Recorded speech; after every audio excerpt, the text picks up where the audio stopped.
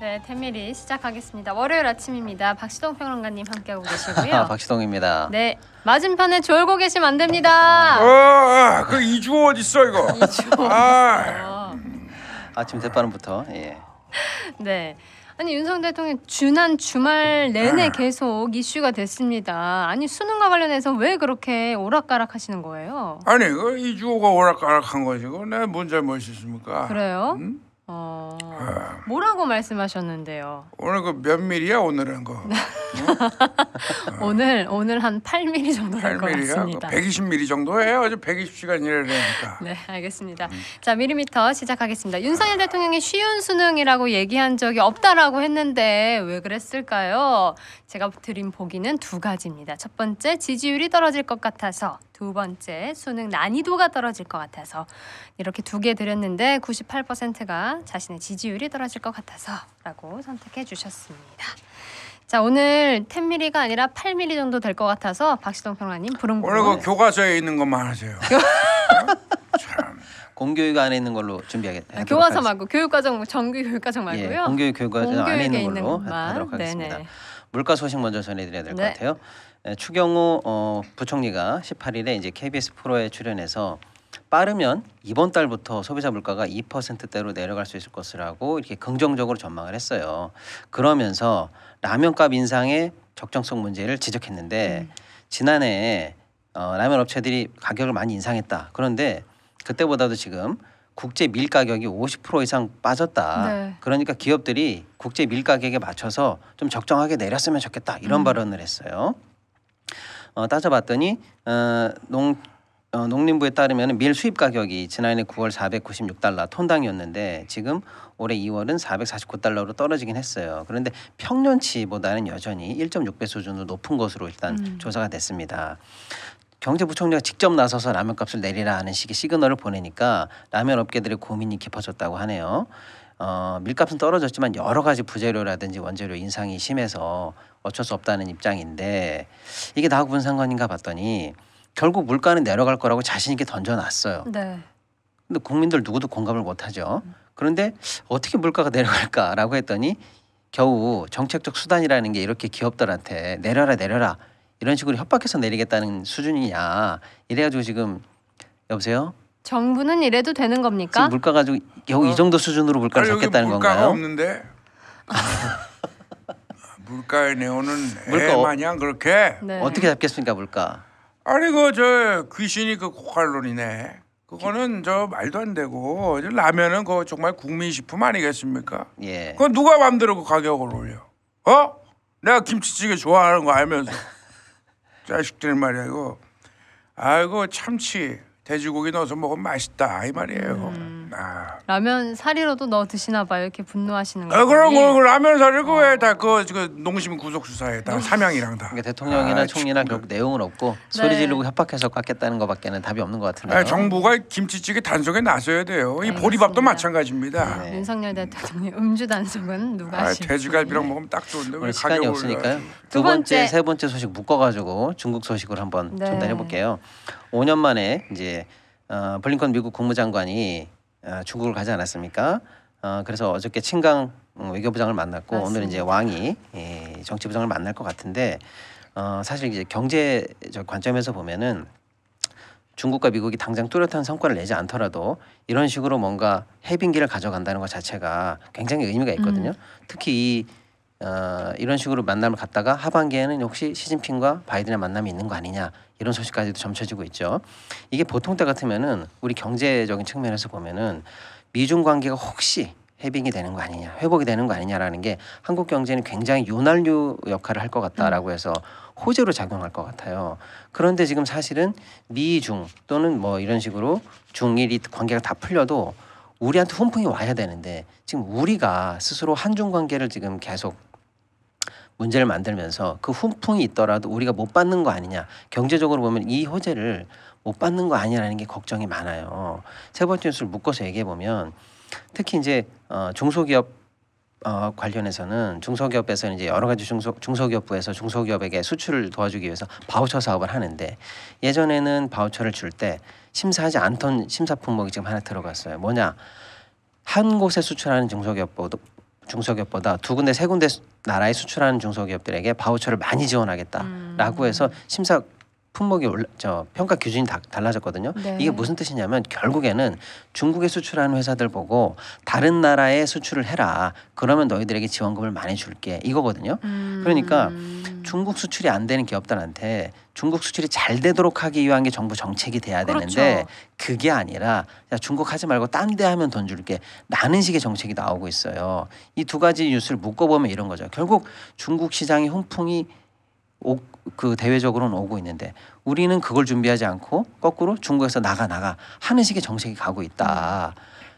국제 뉴스 나가는 우리 여보가 하는 말이 아니야. 정부 정책을 지금 어떻게 운영하시는 겁니까? 여보 네. 나가?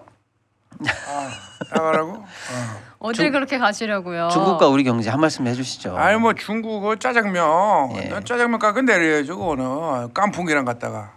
중국 경제는 짜장면 경제라는 그 마라탕 있잖아요 요즘에. 그거. 먹을 거 말고 다른 건 할 얘기 없으세요?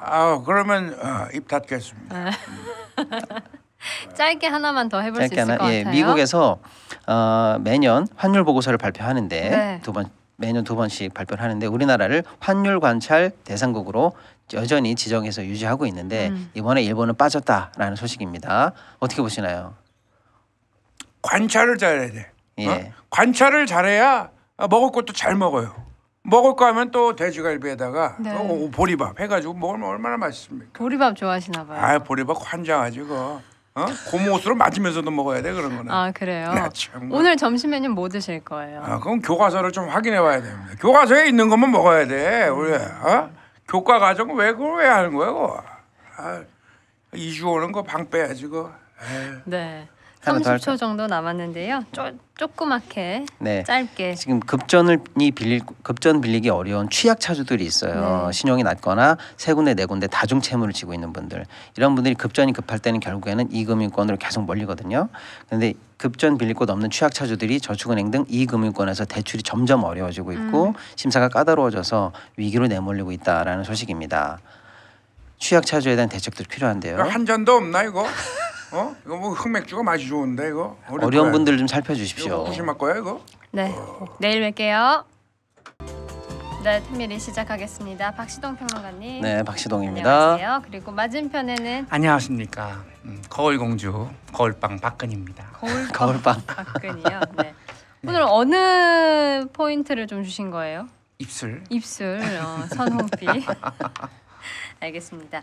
자, 밀리미터부터 하겠습니다. 김건희 여사 윤석열 대통령과 함께 프랑스로 출국했죠. 그런데 출국길에 가방에 부산 is ready라고 쓰여진 키링이 달린 사진이 포착됐습니다. 그 모습이 포착돼서 사진으로 보도가 됐는데 왜 이걸 가방에 달고 출국했을까요?가 오늘의 제가 드리는 질문입니다. 자, 보기 1번 부산 엑스포 홍보하려고, 보기 2번 가방 홍보하려고, 보기 3번 자기 홍보하려고. 네, 그런데 94%가 김건희 여사가 자신을 홍보하려고 하는 것이다라고 생각을 하신 것 같습니다. 홍보가 기가 막혀. 홍보가 기가 막혀. 네. 육각수. 그러니까요. 그거 어떻게 하시지?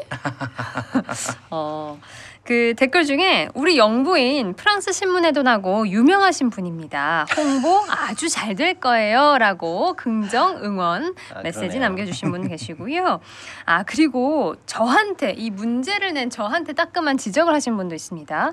교과서 안에서 문제 내세요라고 네 새겨 듣겠습니다. 자, 본격적으로 시동 걸어보겠습니다. 부릉부릉. 네.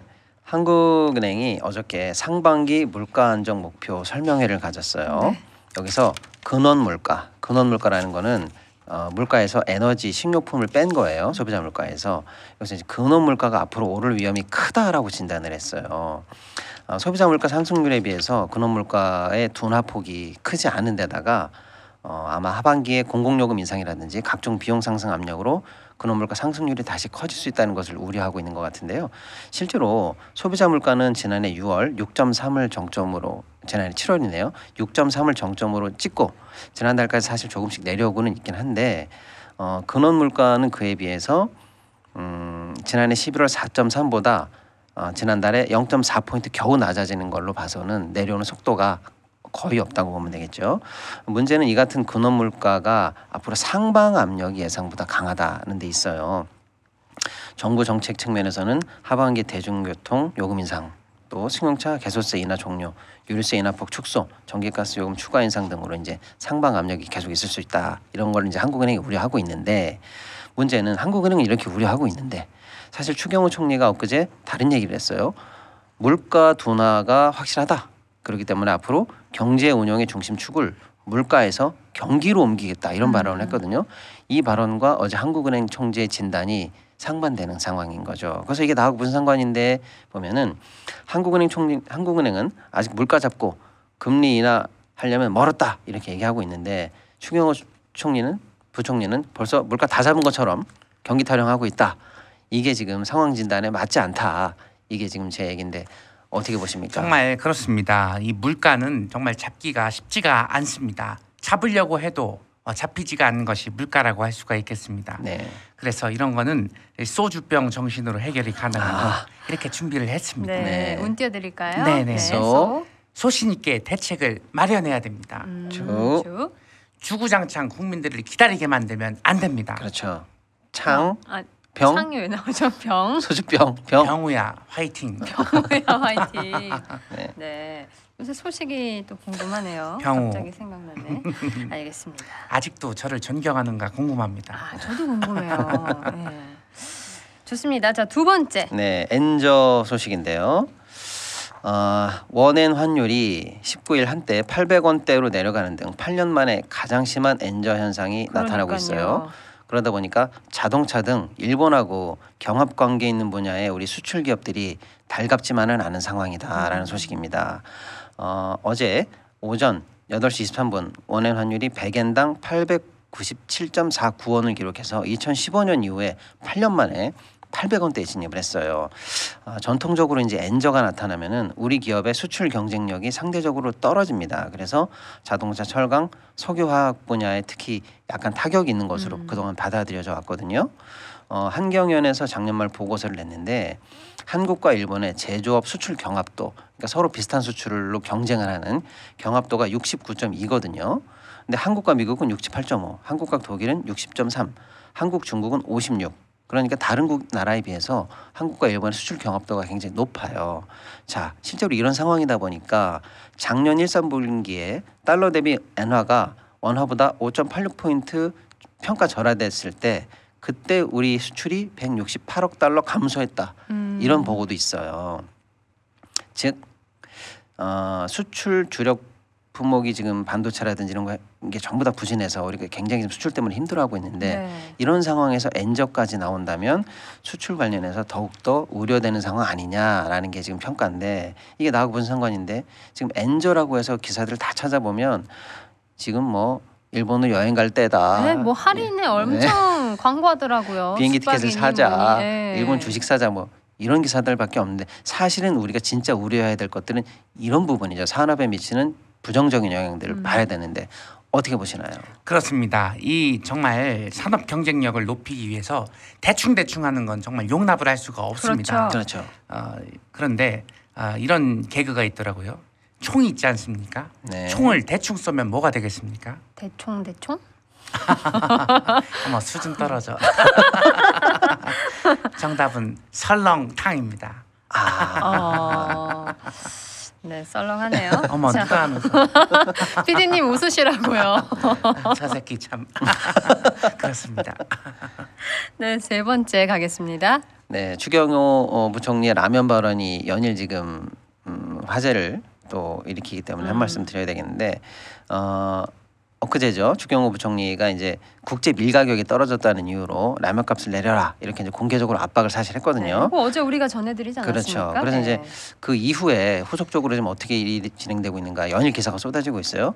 보니까 이제 업계에 일단 반응이 나왔는데, 농심은 어려움은 있으나 다각도로 검토해 보겠다. 또 삼양도 당장 가격 인하 계획은 없지만 뭐 국민 부담을 줄일 수 있는 방안을 검토하겠다. 오뚜기도 인하 결정이 논의된 것은 없지만 검토해 보겠다. 그렇죠. 이렇게 협박을 당하고 있는데 어디서 일단, 반기겠습니까? 예, 이런 반응이 나왔고, 제가 라면 관련 주식주를 봤는데 어저께 관련해 가지고 전부 다 일제히 약세를 보였어요. 그래서 농협은 전일 기준 대비 6.05% 내렸고 삼양도 7.79, 오뚜기도 2.94% 내렸어요. 그래서 라면 값이나 물가는 못 잡고 주가만 잡았다 이런 평가가 네. 있거든요.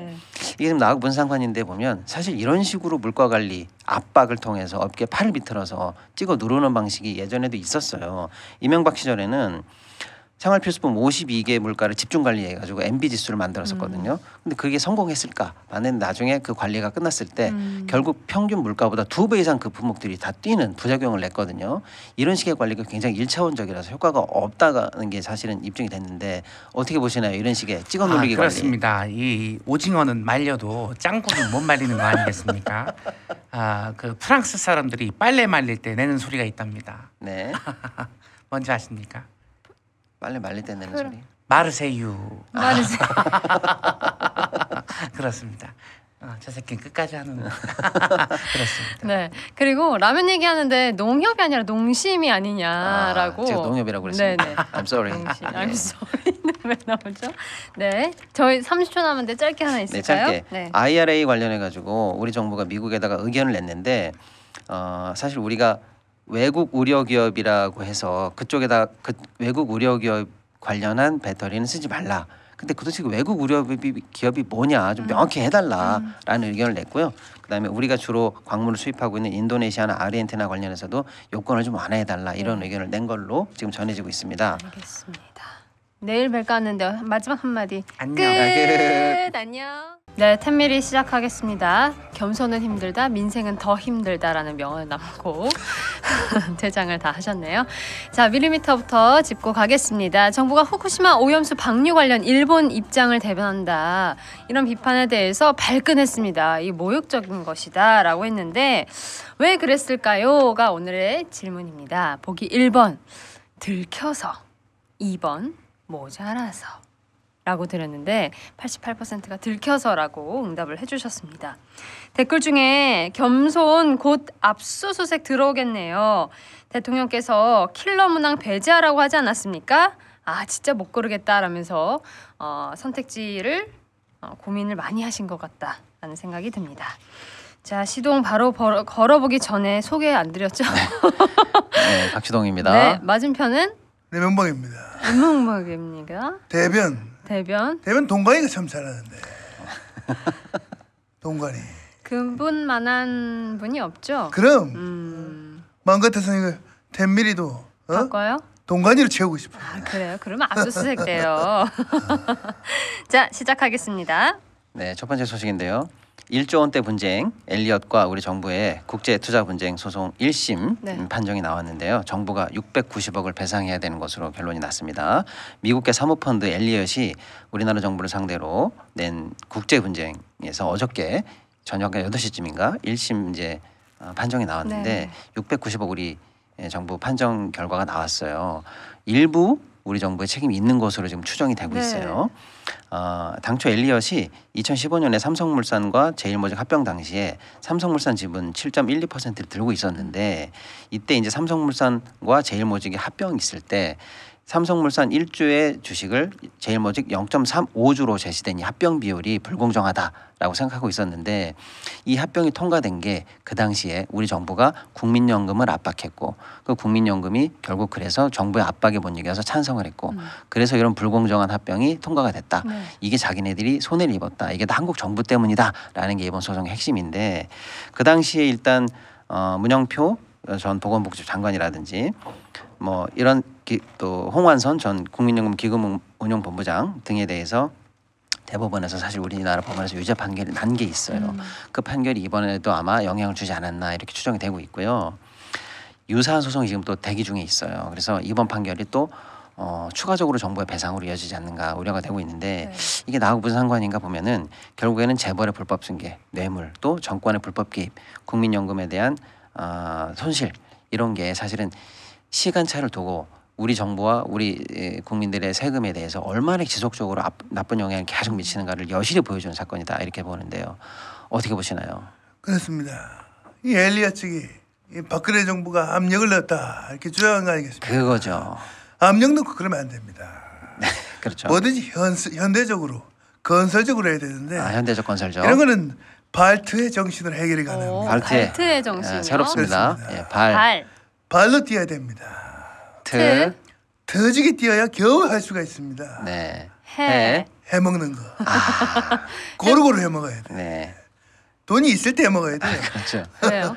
그렇게 해먹다가 지금 이런 사건이 난 거거든요. 해먹어야 돼. 뭐. 네. 아니 댓글에 지금 오늘 녹조라떼가 해 먹고 싶은 날씨여서 오늘 MB 분장을 한 게 아니냐 이런 댓글이 있거든요. 녹조가 더 풀어졌어요. 아 그러니까 밑에 좀 뭉쳤네. 그래.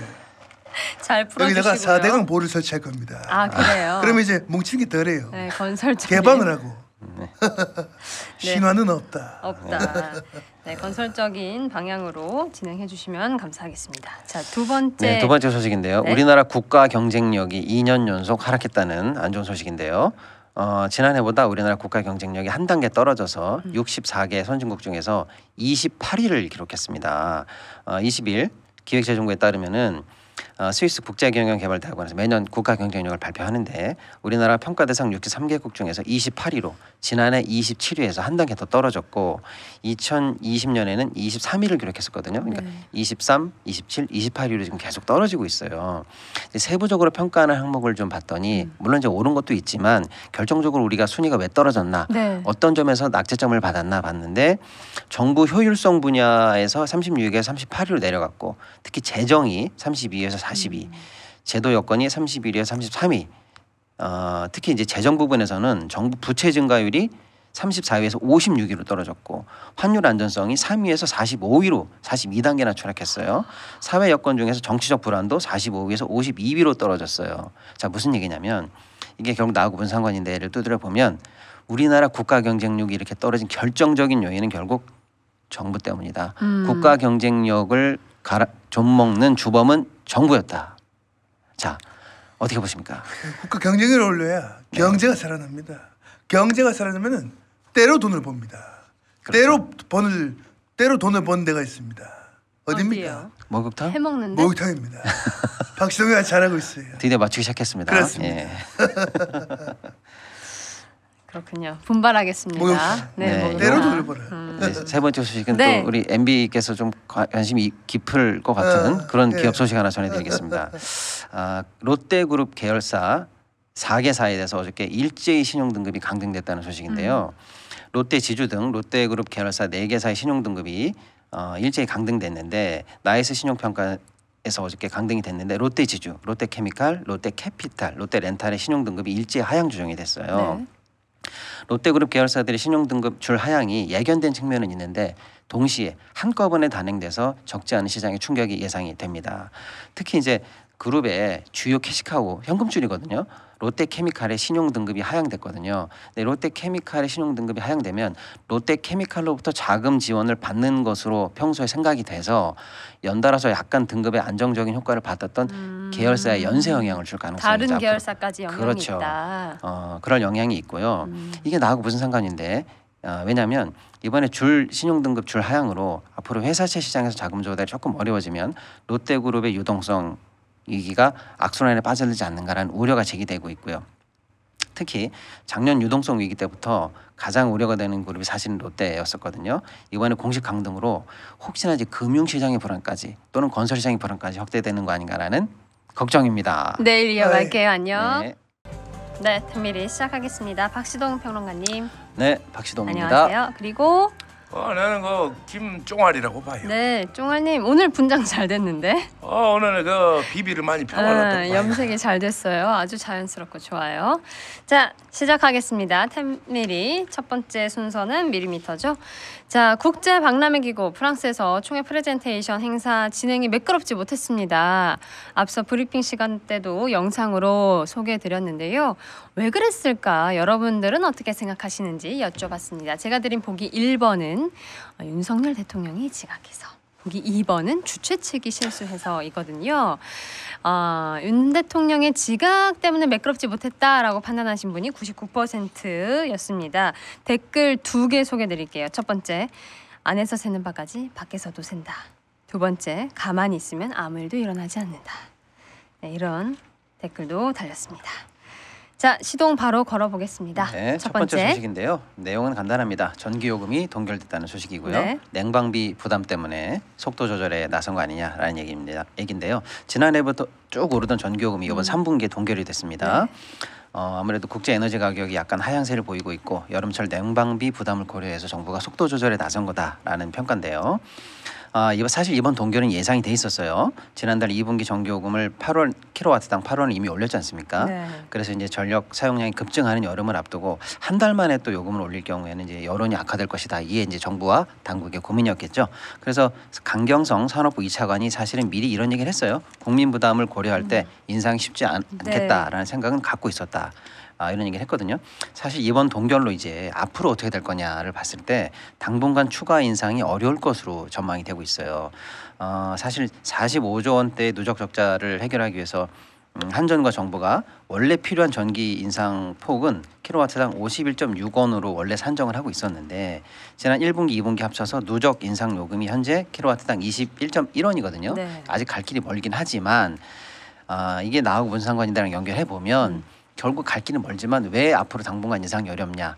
내년에 총선이 있죠. 그래서 또 겨울철에는 또 겨울 난방비가 또 많이 나올 거고요. 이걸 고려하면 결국에는 선거 때문에 못 올 것이다. 네. 이렇게 예상이 되고 있습니다. 그렇습니다. 자, 그렇게 한전 적자 타령 하더니 결국 자기들도 못 올리는 이 현실 어떻게 보시나요?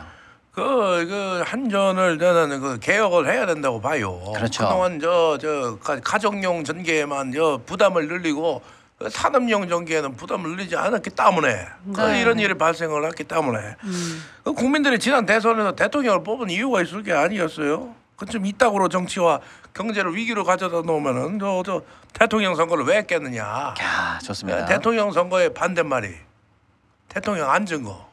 에? 그렇게 될 수밖에 없다고 봐요. 네. 선거의 반대말은 앉은 거. 요즘에 그 개그가 약발이 너무 떨어져가지고 저는 암자에 갔어요. 근데 저 스님이 없는 거예요. 예. 스님이 절에 없어. 그걸 이제 부재 중이라고 봐요. 어떤 새끼가 안 웃어줘. 밖에 PD님.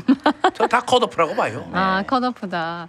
아니, 김종환님 지금 드시는 음료가 뭐냐고 또 질문이 있어요. 이거는 그 수박 주스라고 봐요. 네, 수박 주스. 조만간 그 과수원을 차릴 건데 저 함유 그거 보면은 그 원욱이 네. 용진이 몇 프로씩 있나요? 저 0.1%씩 0.1%씩. 저희 종민이 병원이 철수는 왜 여기 있어? 어?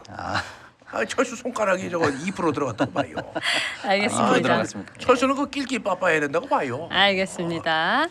자, 두 번째. 예, 시간이 없기 때문에 짧게 요약해드리겠습니다. 수출이 10개월 만에 약간 증가했다라는 소식인데요. 10개월간 감소세를 이어가는 수출이 21일 이달 1일부터 20일까지 네. 20일치예요. 수출을 봤더니 329억 달러로 지난해 같은 기간보다 5.3% 늘었다라는 소식인데요. 진짜 늘었어요?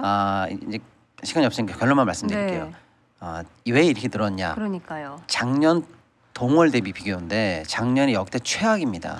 그러니까 작년과 비교해서 조금 늘었다 이렇게 해석하면 되지. 기저효과다. 기저효과하고 착시입니다. 실제로 수출 주력 품목인 반도체 수출 부진이 계속되고 있고요. 대중국 수출도 13개월째 연속 감소하고 있습니다. 이제 다 외우실 거예요. 다 외우실 중국과 거예요. 반도체 때문에. 그러니까 작년 최악의 상황과 비교한 기저효과지 여전히 반도체 중국 같은 것들은 계속 안 좋고요. 네. 긴 불황의 터널을 탈출했다라는 기사들이 많은데 전혀 그렇지가 않다.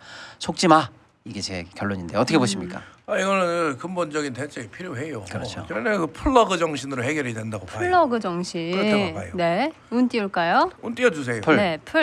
풀난 집에 부채질하는 그 방안은 이제 안 된다고 봐요. 풀란집이. 러. 그 러저분한 정책 말고 그. 그냥 나한테 전권을 주세요. 이거 입시처럼 저게 준비했는데 네. 그 비대위에는 킬러 문항이 없다고 봐요. 너무 꼬깃꼬깃한 거 아니에요? 그래 꾸겨져서 겨우 주워왔다고 봐요. 다리셔야 될 것 같고. 네. 자, 마지막 세 번째 소식인데요. 짧게. 일본 불화수소의 우리 수입량이 1,000톤을 넘어섰다는 소식인데요. 반도체 핵심 소재인 고순도 불화수소의 일본으로부터의 수입량이 2019년 7월 우리 일본의 경제 보복 조치 이후로 처음으로 다시 1,000톤을 넘어섰다는 네. 소식인데요. 21일 관세청 무역 통계에 따르면 반도체용 불화수소의 3월, 4월 수입량이 각각 1,021톤, 1,008톤으로 두 달 연속으로 1,000톤을 넘었습니다. 금액으로 환산하면 각각 208만 달러, 213만 달러 규모인데요. 이거는 2월 달 대비 115%나 오. 늘은 수치예요. 사실은 원래 이 일본제 불화수소 수입량이 우리 전체 비중에서 제일 높을 때는 46%였었어요. 네. 근데 이제 한일 관계가 안 좋아서 우리가 자립도를 높이겠다라고 했을 때 음. 6%대까지 떨어뜨렸었거든요. 네. 이게 지금 다시 20%대까지 올라가고 있는 상황입니다. 제가 이게 나하고 무슨 상관인데 결국 한일 관계 회복이 누구한테 이익을 주는지를 보라 이거죠. 일본이 20% 가져갔다. 내일 네. 뵐게요. 안녕. 네, 텐밀이 없어지지 않았습니다. 시간만 미뤄졌을 뿐. 자, 바로 시작하겠습니다. 정부가 킬러 문항 없애겠다고 했는데 정작 킬러 문항이 뭔지는 잘 설명을 못하고 있죠. 왜 그런지 여쭤봤습니다. 첫 번째, 수능을 잘 몰라서인 것 같다. 12%. 그리고 처음부터 킬러 문항은 핑계였다. 88% 응답자 나왔습니다. 댓글 오늘은 각자 살펴보세요. 시간이 많이 부족해서 바로 시동 걸어보겠습니다. 안녕하세요. 네, 박시동입니다. 네. 첫 번째 소식 한번 해볼까요? 작년 대중국 경상수지가 21년 만에 최대 적자, 그래서 역대 1위 적자폭을 기록했다는 소식이네요. 한국은행이 22일 발표한 2022년 네. 작년이죠. 우리나라의 지역별 국제 수지 이 결과에 따르면 지난해 중국에 대한 경상수지 적자 규모가 77억 8천만 달러로 2001년 이후에 역대 1위 사상 최대 규모를 기록했다라는 소식인데 불과 그 1년 전이죠. 2021년에는 234억 1천만 달러 흑자를 기록한 바가 있습니다. 이게 1년 사이에 이렇게 된 거예요. 특히 우리나라의 작년 전체 경상수지는 298억 3천만 달러의 흑자를 기록했거든요. 네. 그런데 이 흑자 폭이 또 그 전해에 비해서 554억 달러가 줄었어요. 그런데 이 기간에 중국에 대한 경상수지가 311억 9천만 달러나 줄었다. 즉 우리나라 전체 경상수지 감소폭의 56.3%가 중국이 차지했다. 과반이 넘어요. 그럼요. 이겁니다. 그래서 대중 경상수지 악화의 원인은 우리 이미 외우는 거잖아요. 뭐 석유화학, 반도체 이런 수출이 줄어서 이렇게 네. 된 건데 또 좀 특이한 게 여행 수지나 운송 수지 등이 중심인 서비스 수지도 흑자에서 적자로 돌아섰다. 그리고 이제 참고로 일본과도 경상수지가 역시 적자를 기록했다. 그나마 유럽이나 미국에서 흑자를 기록해서 겨우 좀 만회했다. 이렇게 보시면 될 것 같아요. 이게 이제 제가 드리는 결론, 나하고 무슨 상관인데를 보면 우리가 지금 왜 가난해졌나, 우리 나라 살림이 왜 어렵나, 뭐 갑론을박 여러 가 분석이 있지만 명확합니다. 중국 때문이에요. 예. 이런 수치가 명확하게 보여주고 있는 거죠. 네. 정말 일주일 내내 이 얘기를 듣고 있으니까 굉장히 힘이 네. 많이 빠지네요. 그렇습니다. 알겠습니다. 자, 두 번째 소식 좀 들어볼게요. 국민연금이 4년 뒤부터 지출이 수입을 추월한다라는 소식이에요. 2027년부터 국민연금이 연금 지급액이 수입을 추월할 것이라는 국책연구원의 전망이 나왔습니다. 그래서 사실상 4년 뒤부터 보험료가 적자로 돌아선다 이런 의미가 있는 거거든요. 근데 이거는 5년 전에 이미 이게 5년 단위로 계획을 세우거든요. 5년 전 때는 어떻게 추계했냐면 2030년으로 예상을 했어요. 이렇게 적자로 돌아서는 것을. 근데 지금 3년이 빨라졌어요. 이게 왜 빨라졌나 보면 저출산, 고령화 이 영향이 일단 크고요. 네. 또 하나는 최근에 물가가 너무 높았죠. 고물가. 왜냐하면 이제 국민연금은 지급액이 물가와 연동되도록 돼 있어요. 그래서 물가가 높아지면 지급액도 좀 따라 올리거든요. 네. 이거를 반영하다 보니까 이렇게 됐다는 얘기예요. 그런데 이제 이게 단순히 뭐 적자가 나면 위험하다 이렇게 생각하실 수도 있는데 구체적으로 보면은 이런 문제가 생길 수가 있어요. 예를 들어서 우리가 국민연금이 흑자일 때다. 그러면은 여윳돈이 있다는 거거든요. 그럼 그 여윳돈으로 운영을 합니다. 주식도 사고 해외 투자도 하고 하는데 만약에 수지가 적자다 그럼 여윳돈이 없는 거죠. 네. 그렇게 되면은 보험료만으로 이제 연금을 지급할 수가 없는 상황이 오면 그 여윳돈 운용 방식에서 기존의 자산을 팔거나 이런 식으로 국민연금 운용 전략의 개편이 뒤따르게 됩니다. 그래서 이 파급되는 문제가 굉장히 심각한 거예요. 그런데 이게 지금 2030년으로 예상했는데 3년이 빨라졌거든요. 이게 왜 문제냐? 준비 없이 3년이 빨라지면 이런 걸 이런 전략 변경이라든지 이런 후속 조치를 그나마 하면서 네. 완충을 하면서 가야 되는데 지금 윤석열 정부 출범 이후로 국민연금 뭐 개혁해야 된다, 뭐 어떻게 해야 된다. 그 전에 대통령 되기 전에도 아마 국민 여러분들 기억하실 텐데 자기 대통령 되면 뭐 이렇게 개혁한다 이렇게 여러 번 말씀을 네. 하셨는데 지금 아무것도 한 거 없이 시간은 가고 있는데 오히려 이 개혁에 대한 그 데드라인이 이렇게는 빨라지고 있다. 준비 없이 데드라인이 빨라지고 있다. 이게 더 위험한 것 같아요. 네. 그렇군요. 알겠습니다. 4년 후 연금을 못 받는 건 아니지만 그건 아니죠. 예. 연쇄작용으로 우리에게 큰 영향이 미칠 것은 분명해졌다로 네. 해석해 볼 수 있다. 네. 네, 세 번째 한번 세 번째 가볼까요? 질문 드려볼게요. 아까 헤드라인은 이제 유민희 기자님 브리핑에서 좀 나왔는데 좀 자세히 설명드릴게요. 천일염. 천일염 소식이죠. 정부가 천일염 업계에 공문을 보냈습니다. 그러니까요. 가격 안정에 협조해 달라 뭐 이런 취지인데 네. 이제 확인이 됐어요 이 공문이. 근데 이제 아마 일본 완전 오염수 방류를 앞두고 우리 천일염 가격이 지금 치솟았거든요. 그래서 품귀 현상이 빚어지니까 다급히 후속 조치에 나선 거 아니냐 이런 분석인데 네. 업계에 따르면은 해양수산부가 대한염업조합 그다음에 신안군 농수협 이쪽에다가 이제 공문을 발송했는데 주요 내용이 이거예요. 자발적인 수급 및 가격 안정 조치를 검토 추진해 달라. 반시장적 발언이기도 하죠. 예. 근데 해수부가 이런 내용을 보낸 것은 사실 지금 소금 가격이 올리긴 올랐어요. 지금 보니까 약 17% 정도 올랐고요. 네. 실제로 현장에서는 품귀 현상이 벌어져서 구하기가 어려운 상황이에요. 근데 이제 정부가 이런 얘기했죠. 뭐 사직이 없다. 그러니까요. 아까 뭐 우리 살롱에서도 말씀드렸지만 현실을 자꾸 안 보는 멘트들이 나오죠. 예, 그런데 실제 송상근 해수부 차관이 이런 얘기를 했어요. 후쿠시마 오염수 관련 브리핑에서 불안감과 잘못된 정보로 인한 가수요가 시장을 왜곡하고 있다. 그게 그 말 그게 아니에요? 그 말이에요. 사실은 자기네들도 사직일을 알고 있다는 뜻이에요. 그러니까요. 네. 이 공교육이랑 학교 수업이랑 똑같은 말인 네. 것처럼. 그리고 그럼에도 불구하고 앞으로 천일염 가격이 진정되지 않으면 정부가 수매를 해버리겠다. 뭐 이런 얘기도 하고 더 나아가서 천일염 매점 매석 강하게 단속하겠다. 그러면서 불안을 조장하거나 비상식적 가격 구매를 유도하는 업체에 대해서 점검을 하겠다. 네. 이런 내용도 있는 것 같아요. 이게 나오고 상관인데 보면 사실은 공문이 일본으로 갔어야 되는데 거기다가는 보내지 않고 예, 우리 업체에다가 보내고 있는 현실. 네. 아니 지금 댓글에 소금 가격 얘기하니까 3배 올랐다. 뭐 3만 원에 사던 2만 원에서 6만 원으로 올랐다라는 댓글도 있고요. 네. 그러니까 많은 분들이 실제로 내가 그렇게 경험을 했는데 그렇죠. 아니라고 하니까 네. 더더욱 신뢰를 얻지 못하고 있는 게 아닌가. 네. 그러니까 자꾸 이제 각계 전투로 다 자생을 해야 된다라고 생각을 할 수밖에 없지 않습니까? 그렇습니다. 그렇군요. 제가 짧게 또 저희 20초 정도 남았거든요. 그렇죠. 네. 국제 소식 중에 하나만 전달해드리면 파월 미 연방준비제도 의장이 올해 물가 2%까지는 갈 길이 멀다. 아무래도 2번 정도 인상할 것 같다라는 네. 뉘앙스를 보내서 걱정이 됩니다. 알겠습니다. 다음 주에 봬요. 안녕. 안녕.